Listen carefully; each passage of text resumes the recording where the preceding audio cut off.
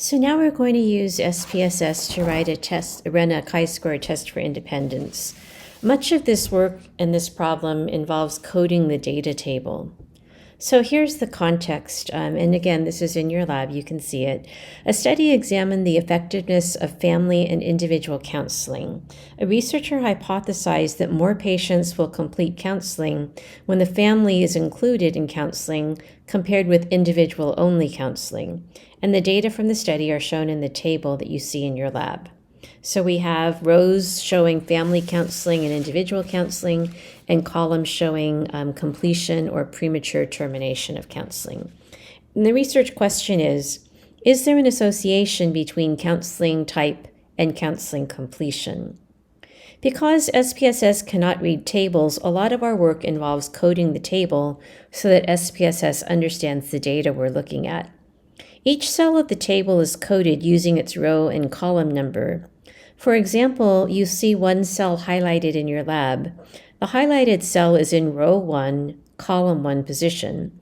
So we'll code the table in SPSS by telling SPSS that our data consists of a table with 4 cells. 1, 1, meaning row 1, column 1. 1, 2, meaning row 1, column 2. 2, 1, row 2, column 1. And 2, 2, row 2, column 2, with each of those pairs representing the row and the column. So to do this, let's get started. We're going to click on Variable View, and under Name, we're going to enter row and frequency. We're going to reduce the number of decimals to 0 so that our numbers don't look weird and unnecessarily complicated. Okay. So to code the row variables, we're going to click on the values square and cell. There's 3 dots that come up, brings up this dialog box. And there's 2 things in our rows. Those are the types of counseling, right? So we're going to call number 1 family counseling. And we're going to call number 2 individual counseling. So now we've coded our rows, and we'll click OK. Next, we're going to code the column variable. So, I got excited and I put frequency here. We'll add column here. All right, I forgot to enter that as a variable that we were going to use. All right. So now we're going to code the column variable. So we're going to go to the Values button, cell, and the 3 dots, bringing up this dialog box. All right. So the first column represents completion.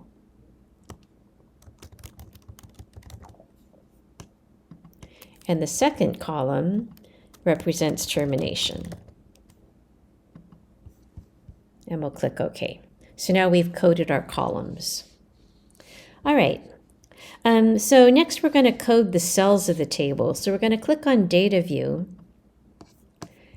These are, and I wonder if I can just, I can't. I was just going to try to flip-flop them. I wish I had not put frequency accidentally in the middle. But let's just do our best. So under the rows, we're going to put row 1, row 1, row 2, row 2.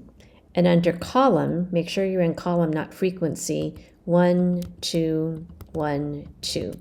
So what we've just done is we've told SPSS there are 4 cells, row 1, column 1, row 1, column 2, row 2, column 1, row 2, column 2.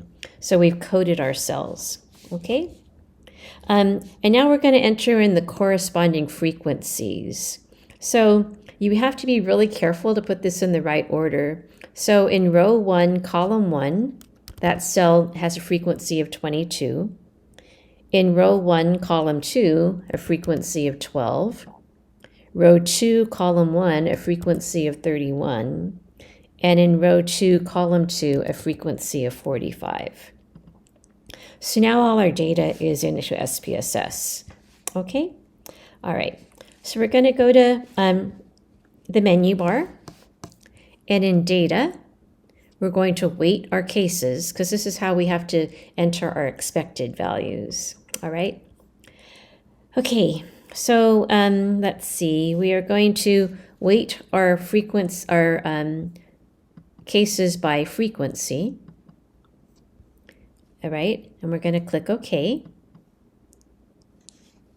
And now we're going to go to Analyze, Descriptive Statistics, Crosstabs. So this is a new spot for us. So Analyze, Descriptive Statistics, Crosstabs. So in the dialog box, we're going to put rows under rows. We're going to put columns under columns. So that makes sense. Okay. So this is kind of telling SPSS that we're looking at a table. That's what Crosstabs is doing. And then we're going to click on Statistics to open a new dialog box. And we're going to click chi-squared and continue.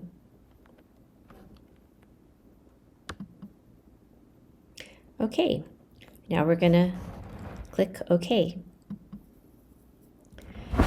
And here we have our information. So here we have our data table with our row totals and column totals.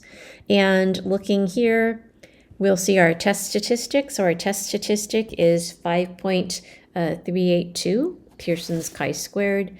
And here's our p-value, 0.02. All right. So here's our test statistic, 0.538. Here's our p-value, our p-value, 0.02. Our degrees of freedom are 1. And down here, it tells us that no cells have an expected count less than 5, which means that a chi-squared test approach will work on this data set. SPSS would alert us if any of the cells had an expected count less than 5. And if that were the case, we could not use a chi-squared method to analyze this data. We'd have to use a different non-parametric method, which we're going to learn about in one of our last classes this semester. Okay, so that's how you do a chi-squared test on SPSS. It's something you'll want to practice because a lot of that is not intuitive. For example, that last part where you would go to the crosstabs to find the chi-squared button, completely non-intuitive. So definitely something you want to practice, but that's how you do it.